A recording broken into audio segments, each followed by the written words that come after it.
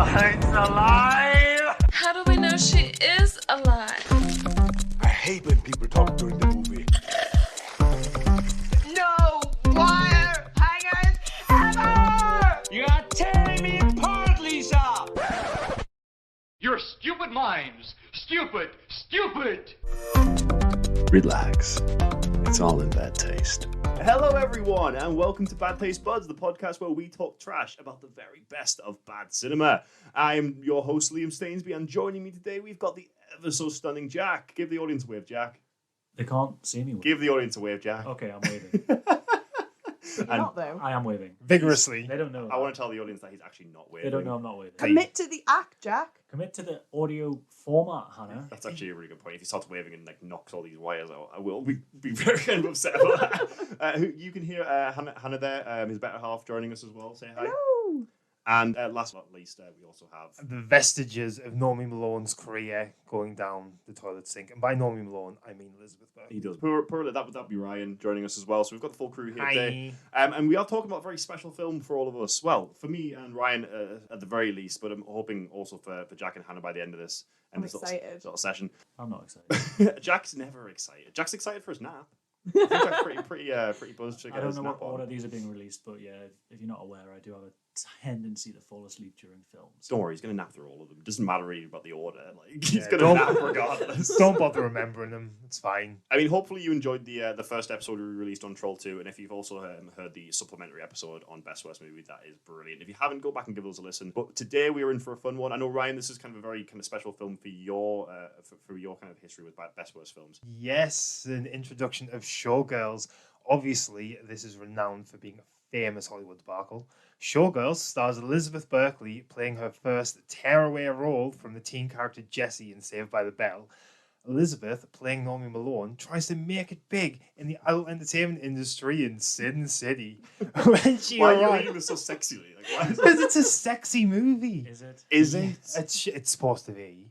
When she arrives and witnesses the misogynistic and dangerous catfighting and the excessive drugs, Nomi begins to lose her way. Only she doesn't, because she's a monster from beginning to end. I'm really excited for this. I know me and you've seen this. Jack and Hannah, you are Showgirls virgins. What's your perspective? What do you not know or know going into kind of seeing this for the first time? All I really know about it is it's gratuitous nudity and basically just like a very long bitch fest from the sounds of it.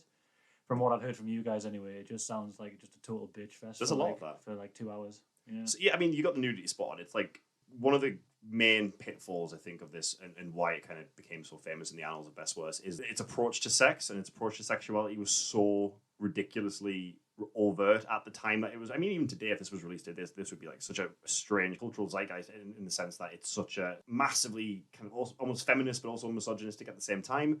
It's a strange film to watch. It's a strange kind of experience from beginning to end. I do want to say, anyone who's sat there thinking, oh no, nudity's fine, like be liberal with sex, like I'm sexually liberal. Oh yeah. But I do not believe anybody, and I mean anybody, has sex like this. And if you do, you are doing it wrong. Ask for help. It's one of those things, again, like similar to Troll 2. I think it's like it's sex from the perspective of an alien who's never experienced sex before, and you're kind of watching it like, I don't think anyone involved in making this film has ever either been turned on before, had sex with anyone before, or even seen a naked body before, because it's just one of those.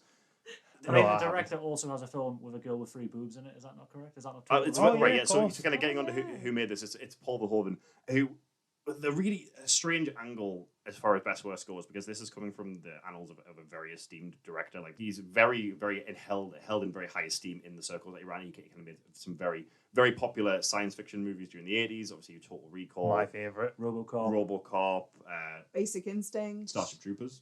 Oh my god, Starship Troopers is Yeah. the best. And what he's Was known that him? for, I didn't realise that. yeah, Yes. Oh shit. he's Right. got an extensive back catalogue, even kind of before the science fiction stuff, of all of his work in. I'm going to get the country wrong. Was it Denmark that he was? I think it was Denmark. Yes, Hannah's giving me a yeah. nod. I'll take your word for it. But I'm going to say Denmark, and if I'm wrong, I'm sorry to everyone who's from Denmark and attributing Paul Verhoeven. Denmark's Dutch, right? Oh, careful. We don't know geography well enough to be. Yeah, we don't know our own continent well enough. Yeah, We're so British. We're very geographically ignorant, typically. yeah, sorry about that. But he also did things like Hollow Man. He's Like, which is terrible. let's be yeah, honest. it's not the best. No, he's he's known for his satire anyway. He's a director who likes to push buttons. He's a director who likes to kind of push the envelope in the sense that everything is. I mean, you guys have seen RoboCop and you've seen Starship Troopers. It's violent. It's gratuitously violent. Hannah's shaking her head. She's not seen it. It's been a long time since I've watched RoboCop, but I have seen it. Yeah. I watched Total Recall a lot as a kid. I had it on DVD. It's great. I really enjoyed it. I was big into my Arnie films as a kid, though. Like that. Yeah, I mean, Arnie obviously helps, but the thing with Americans is it's violence. It's absolutely fine. It's not an issue. But then when it comes to sex, they're more squeamish than the British are. No, I think that's across the pond as well. I think we have such a weird relationship with sex, and especially sex in media and sex in film, where that's vilified, but you can blow a guy's head up, and that's totally fine in a way. And I think a lot of the failings of this film, a lot of the reason this film did so poorly, is because people almost weren't ready for it. Like, it's still satire. It's still a lot of what makes Paul Verhoeven's films brilliant. You watch stuff like RoboCop, you watch stuff like Starship Troopers. It's all there in this film.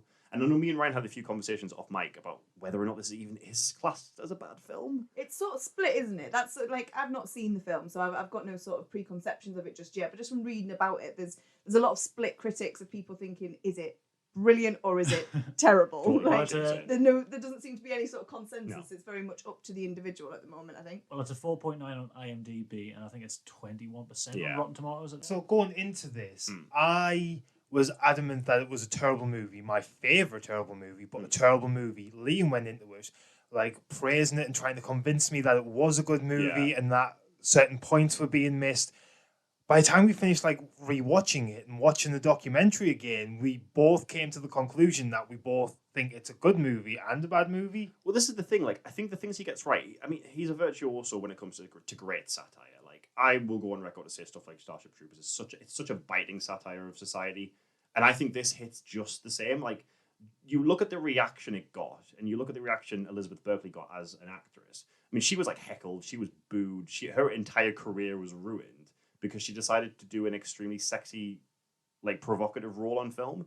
The film confronts misogyny within the entertainment industry. It almost is like a life imitating art situation where everything the film tried to discuss almost came true.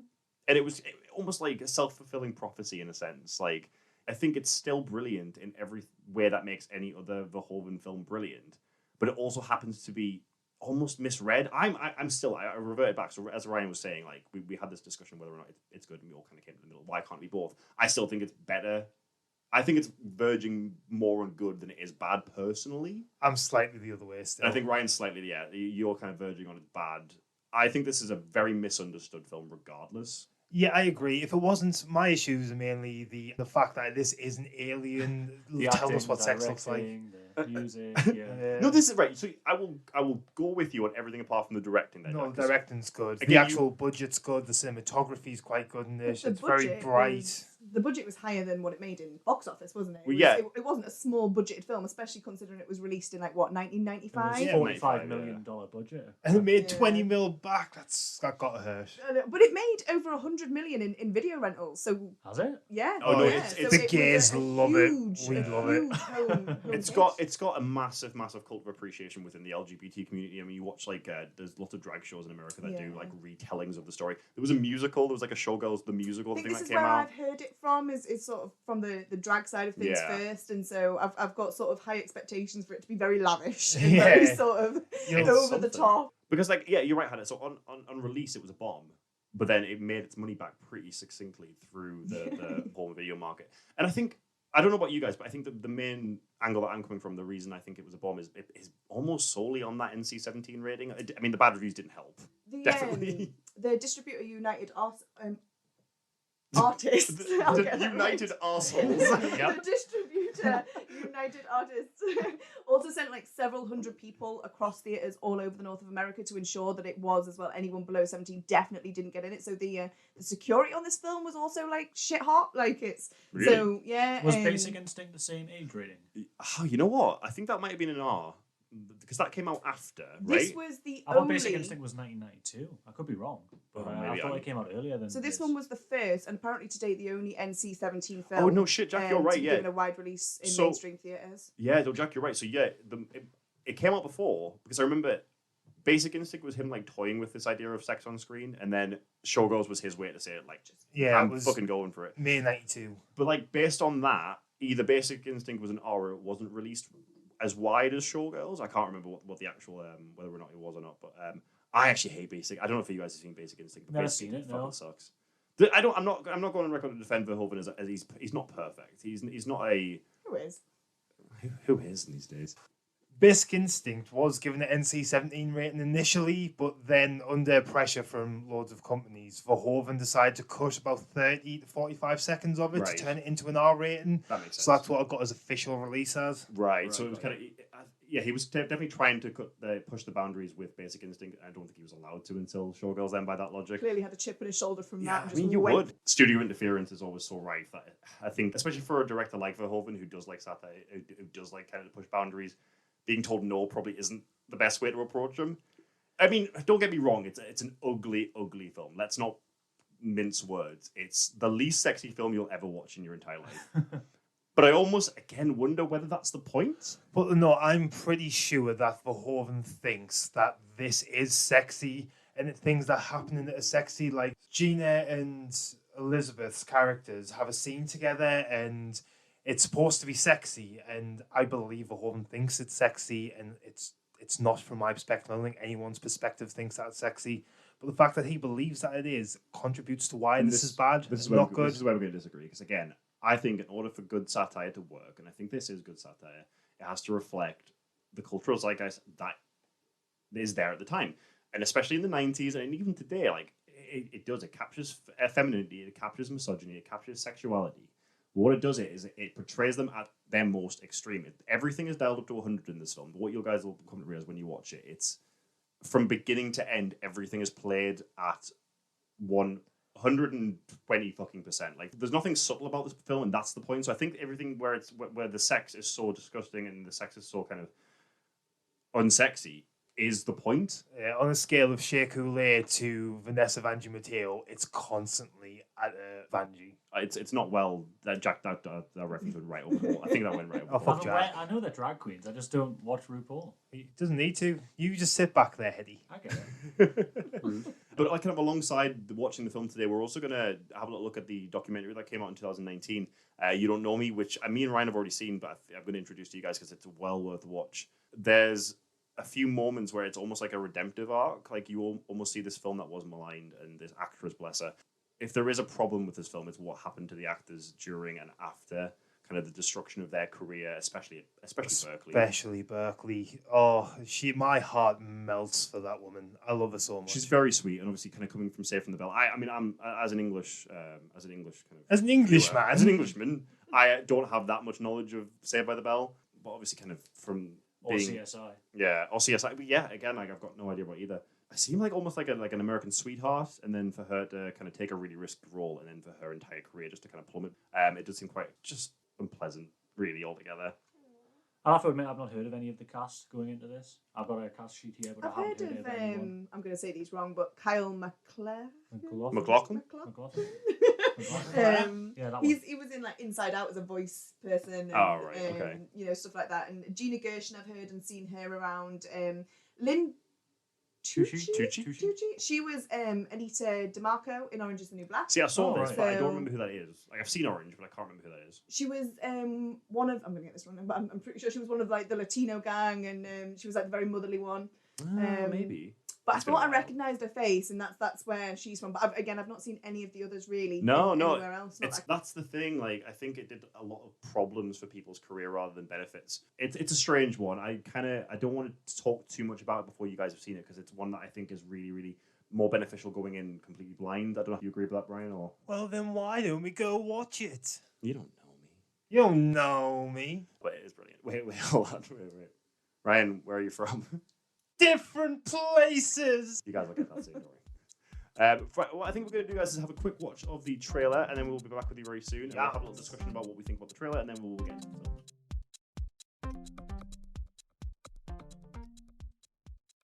What are you going to Vegas for? You gonna win?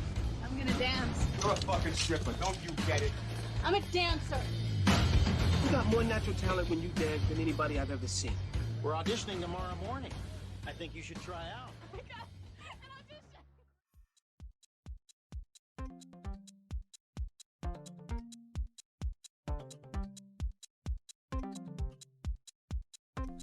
So we've just come back from watching basically Boobs the trailer. Boobs the trailer. I have thoughts on this, right? This trailer is the perfect metaphor for the goodness, badness of this movie. Explain. The first half, I was watching it being like, this is so much more tasteful than what the movie is. Like, if this is the movie that was meant to be made, it looks like everything looks stylish, it looks intense, it looks like it's going to be satirical. And then the music kicks in halfway through, and the second half of the trailer is the Showgirls that I know and love. Doors just get knocked through. It's like one step away from being a porno. Like it's pretty much softcore porn at this point. It's hardcore porn at this point. It kind of, I think for me again, it just kind of encapsulates everything that's brilliant about this film. Like it's just so the trailer that we unabashed. just watched. When was that? Did you say that was fan made or is that? No. I think the trailer we watched is full nudity. I'm assuming that would have been a Red Band trailer, which is kind of when they play them in front of R-rated movies and shit like that. So like audiences who can see tits will see that trailer. There'll be like a green, but there's a green band which is the universal for all, and there's a red band which is like the one. When you have that naughty word, tits. It felt like a tale of two trailers there. I know what you mean. Like the first half was like the sort of really rhythmic bass line trying to create a stirring of sort of tension. Yeah, it was good, right? With really underwhelming dialogue thrown in there for good detail. Yeah, and then the second half was just gratuitous nudity for the sake of gratuitous nudity, and it kind of boasted about if you think Basic Instinct was bad, this is worse, sort of thing in terms of the content. Definitely captured my interest though. I'm definitely like, what? There's almost like a tonal problem as well in the trailer where I think you two have picked up on it, especially like it almost wants to go for this like mystery thriller vibe at the start, and I'm like, that's not this movie. This movie is unabashedly just sex, and I think from my perspective that's where it works. From Ryan's, that's where it doesn't work. But we'll probably get more into that after we've watched the film. I can see everyone's kind of quite eager to get on with it, so let's go watch some Showgirls. Let's fucking do this. Ryan's excited.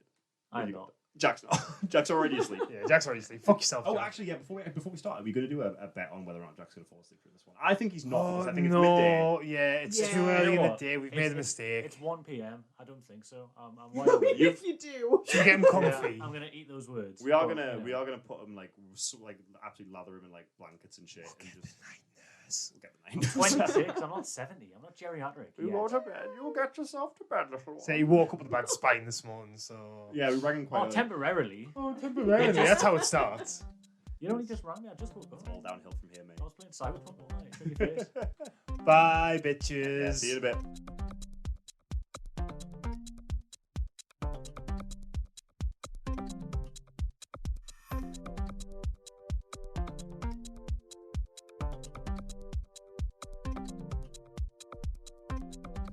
were they gonna kiss between Molly and it's either they're either constantly going to fuck or they're constantly going to murder each other. That's not off-putting at all. All right, welcome back, guys. We have just come back from watching Showgirls. I think we're all kind of dying to talk about it, pretty desperate. We've got some very interesting opinions around the table. You know what? Actually, I haven't really managed to gather what everyone thought about it. I mean, I think I've been pretty vocal as to how I feel about it. Watching it again has kind of reaffirmed how much I love it. But we'll start with our little 30-second roundup of the plot. And I think, Ryan, you're going to take us away on the roundup because, again, Since how I picked this movie, I'm going to be professional about this, so hope you're all prepared. Disclaimer, though, everything that I say, imagine it acted at 1,000. Imagine that you are Elizabeth Berkley and you are topless and your titties are swinging. Yeah, the titties are swinging everywhere. Like, you're an absolute bitch to everyone for some reason. That's endearing. Be in that mind frame. Ryan is reading this as he's holding a knife to us.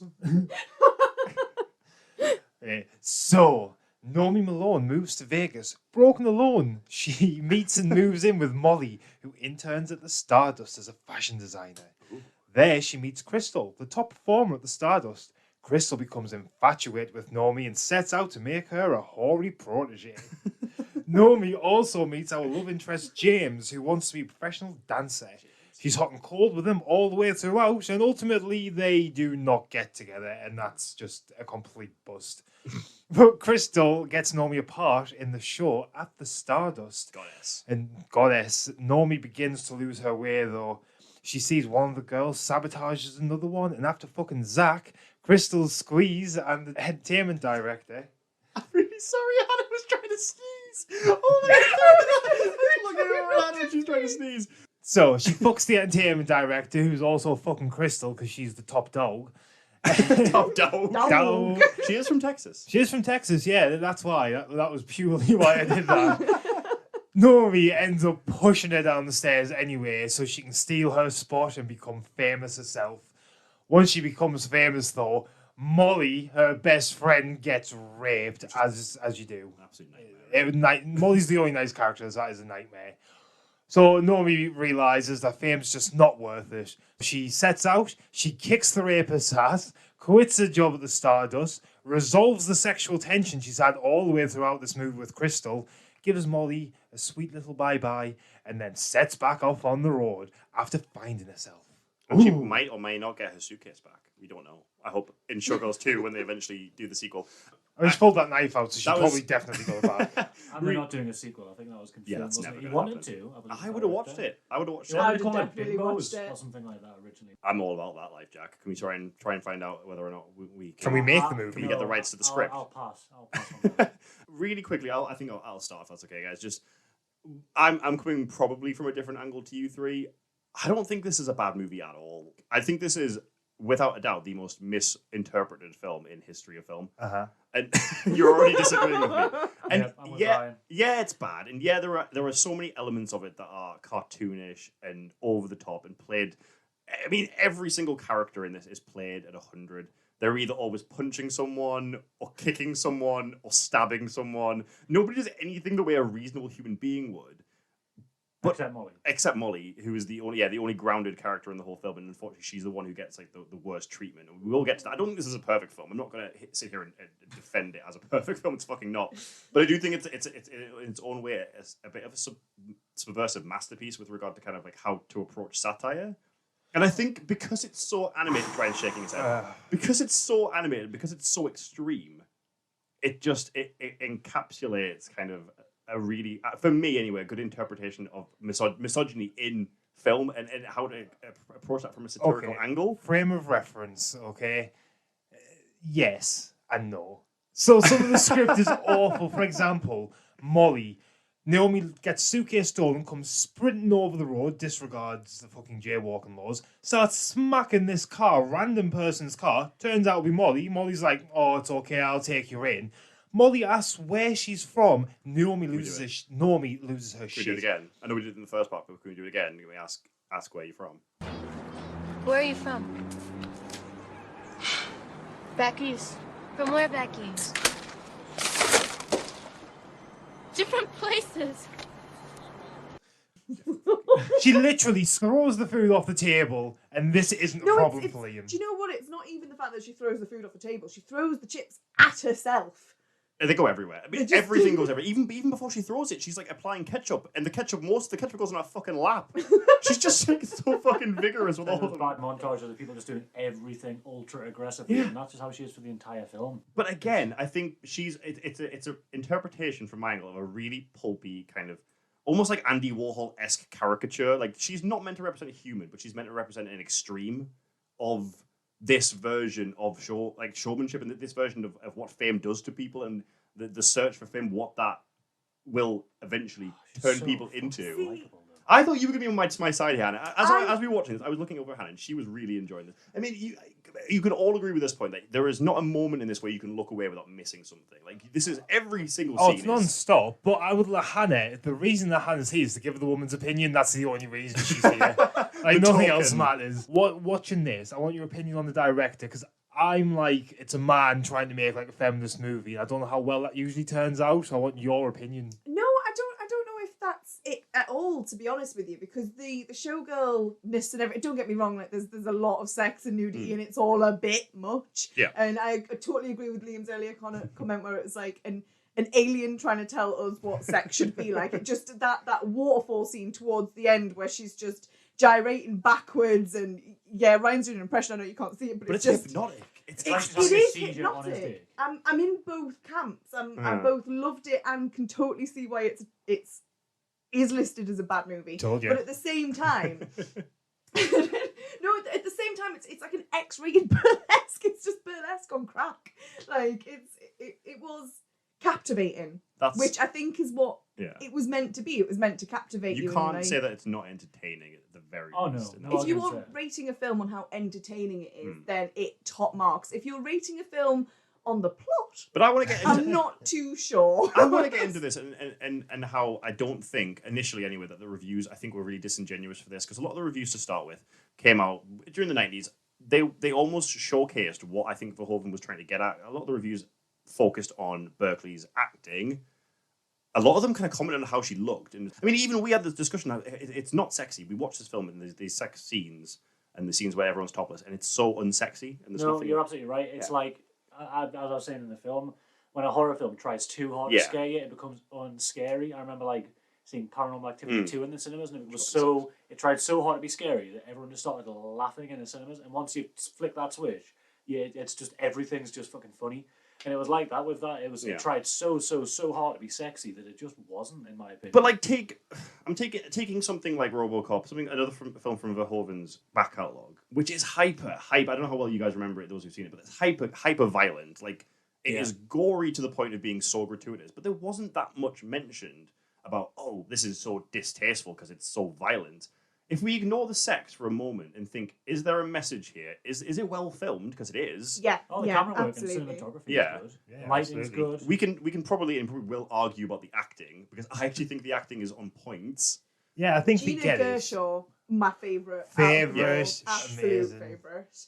She is the goddess of the show.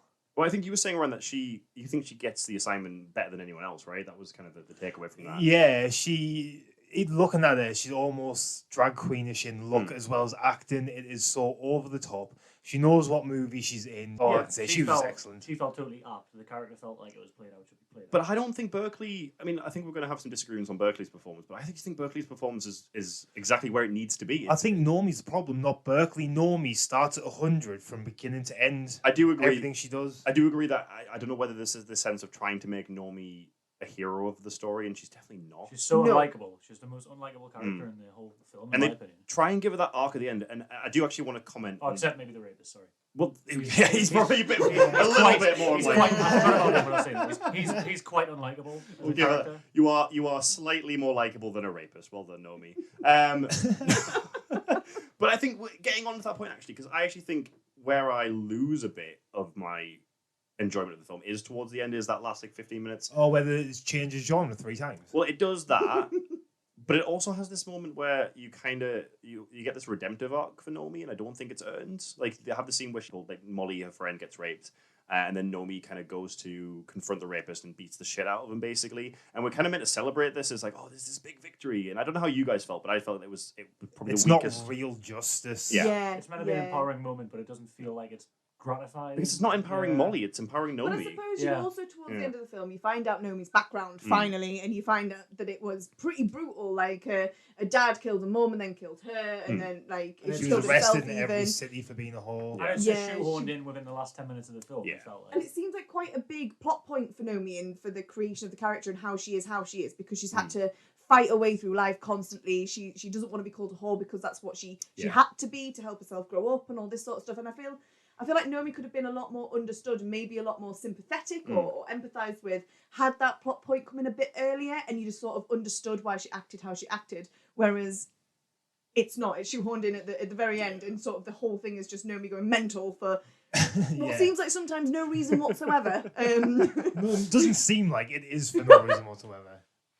Crazy. I thought it was a staggering amount of continuity errors as well. Like that bit where you never ever see a drink in her hands, but then she suddenly just spews and can't walk in a straight line right at the start. Well, she constantly has a hamburger in her hand as well. There's these weird motifs that they use. And the girl that fell on her ass and broke her leg. Yeah. As well. That was like she literally landed square on her ass and then had a broken leg. In the next scene. I mean, the motifs of the hamburgers. She's constantly eating bags of chips and she's constantly talking about their nails. I almost feel like it was like written by a man who doesn't know how women speak. But it's like they're constantly talking about nails. Like, is this? Yeah, but then again, when you listen to the actual dialogue, there's not a lot of depth in any of it. No. Like, I think it's all very sort of surface level. And these guys are showgirls, so they're very much like dressing up and all that sort of stuff. But I do agree, there's no sort of depth to it. Which lends to my argument. This is why I think it's so brilliant, is because I don't think there's meant to be that depth there. I think they're meant to be caricatures. Every single person in this film, bar Molly, is a stereotype. if you're a man, you're either a creep or you're gay. If you're a woman, you're a bitch. But like, I feel like that's the angle he intended to take, and I think there is something slightly empowering about that, like the ability to play a stereotype, especially from Berkeley's perspective, who spent her entire childhood playing like these like innocent sweetheart in Saved by the Bell. I almost feel like it's like this vilification of sex on cinema that violence doesn't get, and I feel like a lot of people's criticism was, oh, it's trying to be sexy, but it's not sexy. That's not. I don't know if that's the criticism I want to take away from it. I feel like there's more to the film. Because there are themes in this. There are themes of kind of redemption and fame and how fame leads to corruption and things like that. It's not a hollow film. No, not at all. Especially, towards the end, Gina Gershon completely forgives Naomi for Nomi, sorry. Nomi. Nomi. Honestly, basically destroying her career. I needed a fucking holiday was basically the line. Yeah, it was a bit of Christ. an easy wrap. Let's just sweep that under the rug. Yeah, like we've only got 10 minutes left on the clock. Let's just tie this up. Gina was probably still trying to fuck her at the end. That's why. She was well into her. But who wouldn't be into Gina Gershon either? Like, yeah, I know, right? How did she resist? No, I've started coming around to your way of thinking in terms of the director. Verhoeven, what my way of thinking? Yeah, I think Verhoeven, as a director, did a good job. Rewatching it again, I think most of the issues that I have with the scripting and the actual character of Nomi herself, she has very little depth to her. And like I said at the end, they shoehorn in all this pain and drama from like a previous life, and we don't care at that point because the movie's over. Yeah. We're already invested in who she is. We've got to know over 2 hours' time. It doesn't matter at this point. It felt like there was no plot for about an hour, and then all of the plot was squashed in the last 15 minutes. Yeah, speaking of plot, what the fuck was the point in James? What did he add to this movie? They dropped him. They literally were like, right, you're gone from the movie. Was Bye. he the love interest? He was the one that she was. Can we even call it a love interest, really? I don't know if it was meant to be the whole aspiring for his dreams and stepping on everyone so that he could get there, and finally sort of turning around and biting him in his ass because he ended up getting the girl pregnant and having to work in a grocery store, and his dreams were. But that's a stretch. That's me really wanting there to be a plot point in it, and for them to have put him in for a reason. But I don't know. I think as far as the ending goes, I think the ending is cynical. I don't think it really earns its redemptive arc that it's going for. I think I love this movie up until the last 10 minutes. Like I don't. There's no guilty pleasure for me for any of this. I think Berkeley's captivating the entire way. We would have a quick discussion of like what our favorite scenes were in its actual things. I know for a fact mine was the Doggy Chow scene, which is just so bafflingly. Doggy Chow. So anyone who hasn't seen the film, if you haven't seen the film, please do go watch it. There's a scene where Gina Gershon's character and Elizabeth Berkley, they go for a meal together, kind of mid performance. They're like rehearsing and they go for a meal instead, and they have this full conversation. It's like this 10-minute conversation where they're talking about how they both used to like to eat Doggy Chow, which, if you don't know, actually is a recurring kind of motif in Verhoeven's films. He references like dog food in a lot of his old like Dutch films, the ones he used to make back in his back in Dutch. But why? Dutch. But again, it lends itself to how strange this movie is, because there's this scene, and what did that scene really add? They have that discussion about being whores or whatever that entails, and Nomi's like confident that she's not. I don't know.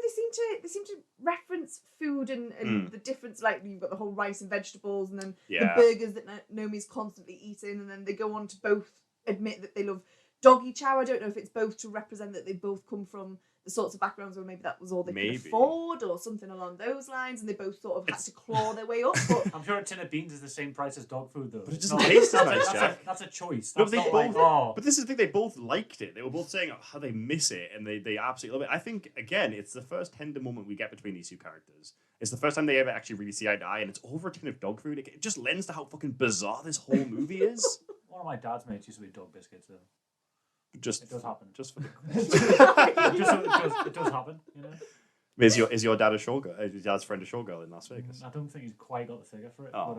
But yeah, I think again, the relationships, the acting, everything is played so extreme that first of all, you can't turn your eyes away from the TV for a second. It's so bafflingly beautifully, and again, it's beautifully shot. Like the scenes fantastically put together, fantastically choreographed.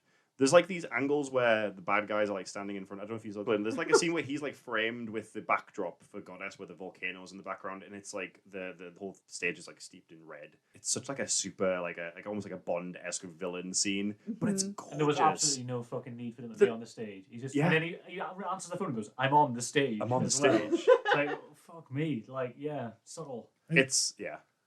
Kyle MacLachlan, though, is a big actor. He's been in a lot of different things. I know. He's a voiceover. He's been in How I Met Your Mother. He's been in Desperate Housewives. Is he like the only one of the only actors who this film's career? Yeah. Honestly, have a little research about the reviews that came out when this film came out. Most of them were leveled at Elizabeth Berkley's appearance rather than her acting abilities and anything like that. Well, you can draw comparisons to that right now with Captain Marvel. Yeah, no, absolutely. Like, this is still happening today. I think that's a really good talking point, actually, to... Oh, thank you. Thank you. I thought you were going to elaborate a bit more. Well, I would, but you were like, oh, yeah, great point. Let's jump on that. And you're just like, cheers, mate. Say the Captain Marvel line again. I still don't understand what everyone's beef is with the Captain Marvel thing with Brie Larson. I don't really get it. Oh, Brie Larson with the kind of, there was a Twitter tirade that happened against her when she... I think the thing was, like, people were telling her to smile more. Was the thing in her posters and in the film. Like, she wasn't smiling enough. Like, that's the takeaway from that. And if you just look at, like, Facebook, and it happens pretty much any time. It's going to happen now with the new Black Batman, it happened with Miles Morales when that was already an established thing. It's a woman, it's a black character, you've changed it, it's wrong, it's not what we're used to. Why does she need to smile more? No, That's this is not the thing. in her character whatsoever. And people were trying to boycott, like, full-on boycott her being Captain Marvel because she wasn't smiling enough. But it's like this preconceived notion of femininity and female identity that people should aspire to. And when someone like Elizabeth Berkley does this really provocative role, people attacked her for it. And I think that is the real takeaway from this saga of what Showgirls is. I think we've come to a good place now. Obviously, me and Ryan have seen the documentary. We're at a good place now where this film is really appreciated in the circles that do appreciate it. A lot of it queer circles, like LGBT circles, like people... they identify with that whole Nomi trying to find herself, moving away, having to make her own family and decide who she loves. I think it'd have been interesting to have something maybe like Magic Mike or something come out at the same time. I wonder what the reaction would have been to that, because obviously it was very similar. Even now, like, you don't see Channing Tatum. The thing with the Brie Larson thing as well, she was one of my favorite people ever when she kind of responded to it on Twitter. She like photoshopped a bunch of the like old Marvel posters, like the Iron Man posters of Captain America, but she morphed the guys to be smiling in Photoshop. Fucking stupid it looked. It is just like people have their preconceived notions of how women should act. It happens today, and it's absolute bullshit. And I just think Showgirls is another kind of testament to that. No, I think you got that spot on, because it is shining a lens, and it is what is happening. It is real. It is true satire. So I think he absolutely hits the mark on that point. Again, my issue is a lot with just how fucking dramatic and over the top's fine. Dramatic is fine. That's just drag. I love that shit. But fuck me, is the writing bad? No arguments there. If we go back to sort of everyone got AIDS and shit. We're talking about favorite lines. That's an absolutely staggering one. But again, just feels so. There's no context. There's no need for it. It's just like it just feels like someone felt like that needs to be shoehorned in. Must be weird not having someone come on you, like shit like that. Like, what the fuck did that come from? Yeah. I think one of my favourite scenes, or just any time she was in it, really, was Henrietta. Henrietta, you stole mine, bitch. Oh, she's good. You do her justice. So, for anyone who hasn't seen Henrietta, is like almost like Nomi's drag mom. Like she's like it's when they come in and Nomi's in the dressing room. They're like, "Oh, Nomi, your mum's here," and she obviously looks shocked. And you find out a lot later why she would be that shocked. And she walks out, and it's Henrietta there, and they've got that huge embrace, and she's just always herself. She's brilliant. She's got the whole drag trick where she moves her arms and the dress falls down and her boobs come up. Hilarious. Like, so funny. Yeah, her and Al were Al the club owner, was he? Al was the club owner of where Nomi used to work, and Henrietta was really old, but she was the comedy act, and the way the tits pop out, fantastic. But they are representative of the mother and father figure that Nomi chose, hence like they go to visit her and stuff. So and even when Al says you look like shit, she just takes it good humouredly. It's so fucked up that the father figure was the one who said it must be weird not having come on you. Oh yeah, it's all guys, to blow him repeatedly. You know, looking back and it's got even if you blow me. There are, I don't know how much you guys will agree with me, because there are some genuinely wholesome moments, I think, especially with Henrietta and with Crystal at the very end. And Molly. And Molly. Mm-hmm. Although I hate saying that with Molly because I feel like she was the one who was worst treated in the film. Yeah, the whole she just gets completely dicked on. Not really a redemption arc. I got revenge for you. That doesn't feel... There's no catharsis there, is it? It wasn't proper revenge either, was it? She went and kicked the shit out of some guy, don't get me wrong, like, it's a bit of revenge, but revenge would have been getting the police involved. You know what, I've been seeing him behind bars and that's never going to happen to another woman. Just because it happened to your best friend, you know, you should be caring about the whole women together kind of thing. You know, giving this dude a black eye, he's going to probably... It's not going to stop anything. Yeah, and especially she has nothing on the line anymore. You could be like, oh yeah, she's a woman, she could like lose a career, no one will believe her. He's really famous, she's known as an ex-smack addict and a whore. But she was running away from Vegas anyway. She could have called the police, got them involved, and Molly might have suffered, but I think that would be Molly's decision. I think it's a fucking complicated issue that was all about. Can we just backpedal? I guess this is more philosophical than the film itself, I think. It is. We're trying to deal with some elements and themes that probably aren't dealt with as well.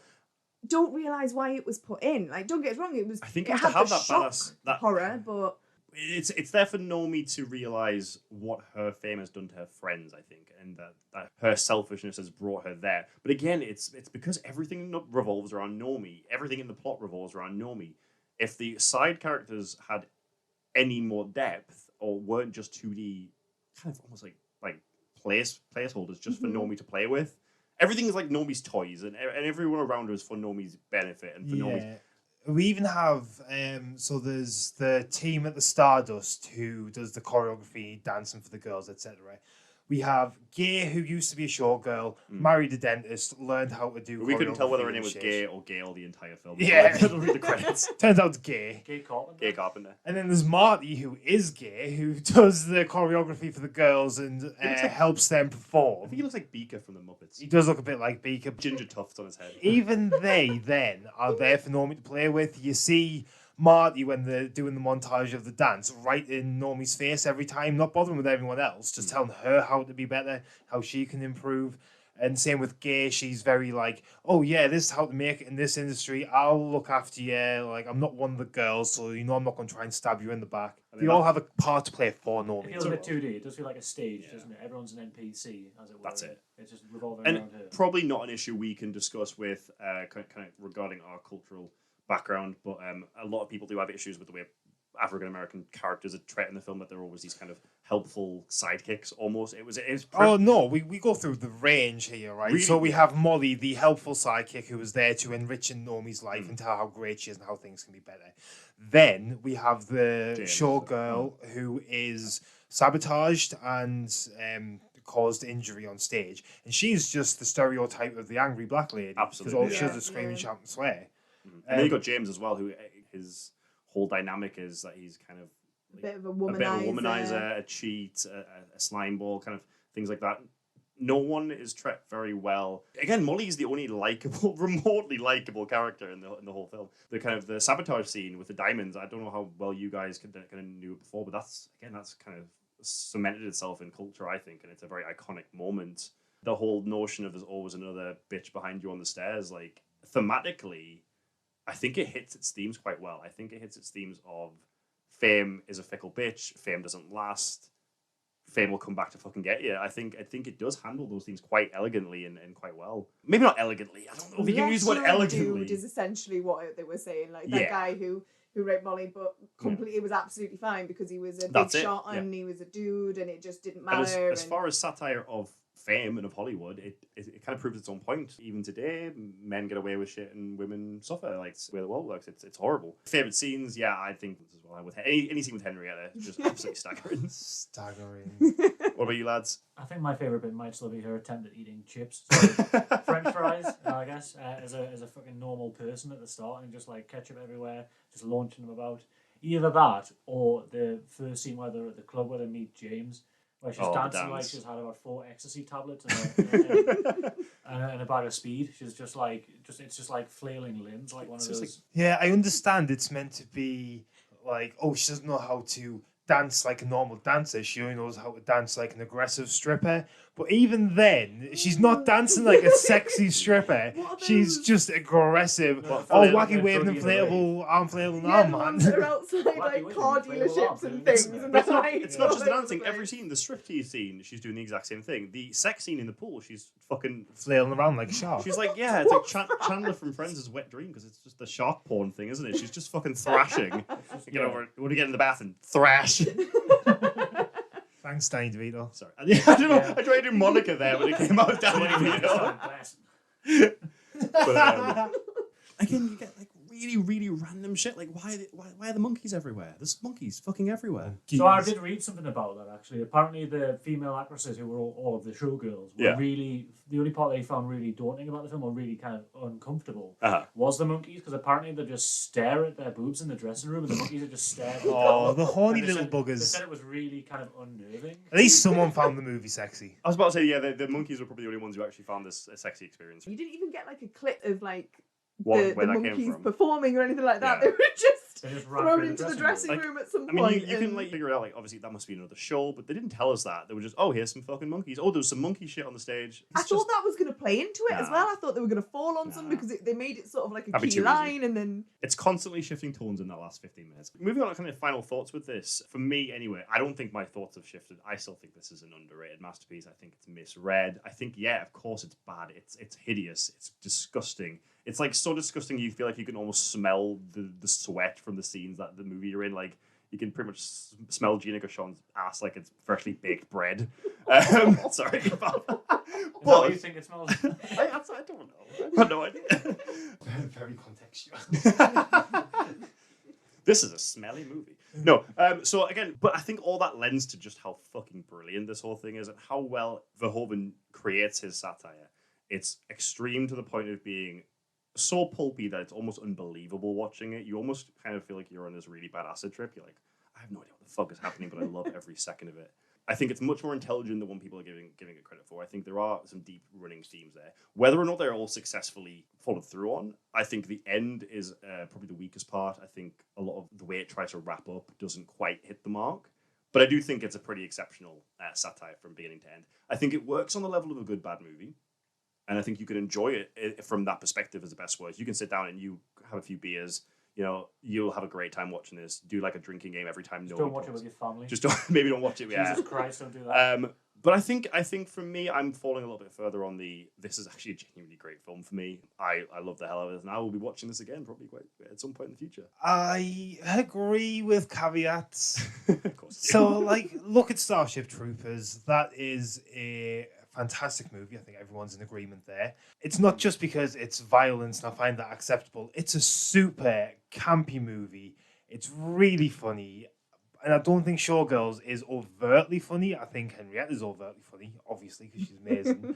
And I think the acting's good. I think the directing is good. But again, look at certain things like Zach, the entertainment director. While he comes off pretty bad in the movie, he doesn't get any comeuppance whatsoever. He's still the entertainment director. All the white males in this movie come out absolutely fine. The black male has a shit time afterwards. Most of the females have an absolute shit time. I think does any of the females come out with this movie well? I mean, Nomi kind of. She's exactly where she started, but she's got a better sense of herself. She gets a suitcase back. Gina Gershon seems to be happy that she's finally kissed Nomi and that she's had a holiday. That was her She's got entire a good settlement. That was her but- entire character arc. Was I just want to kiss off you? I want to get. She had to end up in the before hospital for this to happen, and that's okay. That was worth it because she forgives Normie. It's absolutely. But I think you see a lot of repeating themes as well, which are obvious. Literally as well, when you look at Crystal at the beginning where she's getting shown off, they use the exact same descriptive words for her as what they do for Normie when she takes a spot. Normie starts the movie exactly how she ends it, hitchhiking. I do think it's a good movie. I love this. This was my pick. It is my favourite. But I think it could have been a lot better if it wanted to be a serious movie that was taken seriously as a satire. Instead, it's ended up on this podcast as a best worst movie. So I think that's where me and you differ, because I think it's a successful satire. You think it's a failed satire. I think it's accurate, and I think the point of satire that it hits on is true and can be played upon as satire. I see it done relatively successfully, but I'm always left questioning whether Is this actually what he set out to do, or is this just the actual male perspective that's happened? I know the director was happy with it. He watched it over 20 times. He said it's one of his only films he continuously was watched multiple times. He doesn't normally repeat his own films. I think it's a pile personally. I'm not going to lie. The script is utter shite. There's so many times where they try to deliver subtext in a kind of subtle way, and it was just the most deadpan, in your face. There's just no subtlety, no gravity to it. Yes, everything was at 120%, and it was a good, entertaining film. It was. I can't deny it wasn't entertaining. I was awake for it, and that's that is the seal of approval. Jack's seal of approval is I managed to stay awake. So yeah, from entertainment value, it was worth a watch. I don't regret having watched it. Would I ever watch it again? No, absolutely not. No, I think I lie in between. Sort of, it was entertainment value, absolutely. If you've not seen Showgirls, watch it. It's brilliant. Like Liam said, get a few beers in. It hits all those sorts of points. You'll be laughing. You'll be shocked. You'll be sort of mortified at times. Yeah. But you won't be aroused, probably. Probably not. No, the one emotion you won't feel is turn on. I wouldn't say it's a great movie, as in sort of critic-wise. What you really want to know. But I do think, I think when a film's created, I don't think it should be created for critics. I think it should always be created for entertainment. And for that, it hit every single point. I think, Nomi's a very, very complex character. She's not complex at all. Yeah, I don't know. I am in two camps about it. She's either the most multi-dimensional character I've ever seen, or she's just the worst. 1D. Like, do you know what I mean? Like, she's just not even one dimension. Yeah, but I don't quite know where it fits. I will definitely watch it again. I did love. I really enjoyed watching it. It was brilliant. But yeah, I think there's some incongruity between everyone's vision for this movie. I think if I'm going to lay my blame at anyone's feet, it's going to be the script writer. Yeah, absolutely. We haven't actually talked about him very much. Obviously, there was a little bit of falling out between him and Verhoeven, wasn't there, prior to making this film?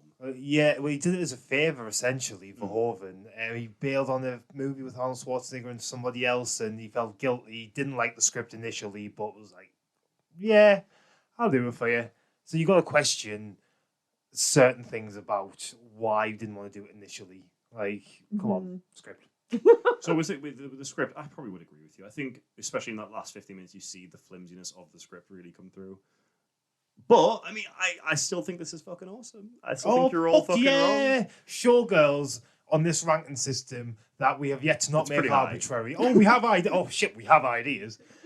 This is going to go pretty high for me. I will campaign for this to stay near the top of the rankings. And it took a while for the cult of appreciation is kind of what I'm calling it to develop for this. Like, I don't think this really the documentary came out last year, the You Don't Know Me documentary, which I think a few of us might cover on a separate supplementary episode. There is a massive cult of appreciation. There was like a showing they did in I think it was Los Angeles a few years where thousands and thousands of people showed up, and Berkeley showed up. It was the first time she appeared to really discuss the film, because this ruined her career kind of for a good 20 to 25 years. Spoiler alert, the scene where she's there is the cutest and most wholesome thing. Yeah, she gets her applause. She does the you obviously can't see this is an audio broadcast, but she does like a little dance move, you know, she waves her hand, the wave your hand dance move, and the whole audience erupts, and I'm like, that's cute that we've come to this, because she's honestly, I think she deserves better than what she got. I don't think she was a terrible actress in She's it. not. She's not. She was very over the top. She was extremely over the top, but I have a feeling that was more to, well, it was the character. It's who Nomi was. I mean, the first initial fight scene where she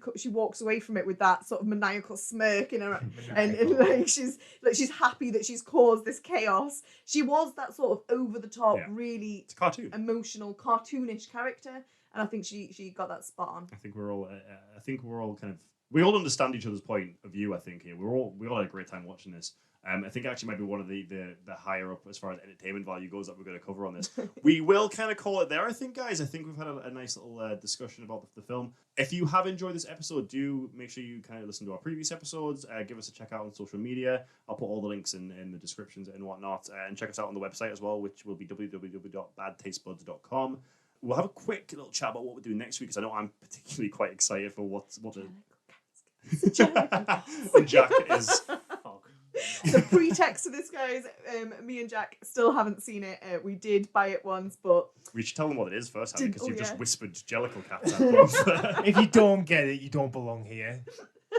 Don't watch it. 2019's Trainwreck. Tom Hooper directed Cats, which I saw in cinema on like opening weekend because I'm a fucking monster. But yeah, these guys are going to try and sit through it a second. How far did you get through? 3 minutes. 3 minutes. So like halfway. We paid £4 for it on For 3 Amazon. We watched 3 minutes of Jellicle Cats and Jellicle Cats and Jellicle Cats. Googled what and Jellicle Cats was, got so frustrated that I couldn't get an answer and just turned it I was off. like, fuck this. Absolutely. I don't care. I've paid for it. I'd rather have the time back than the money back. Fantastic. I wish I could But take here some we go, apparently. psychotropic drugs and watch it. So Jack's gonna make sure he takes some NyQuil right before watching it and falls asleep in the first 5 minutes. And that'll be everything for this episode, guys. Thank you very much for listening, and we will see you next time. Bye. We didn't do the ranking. That was great. I gave a countdown and everything.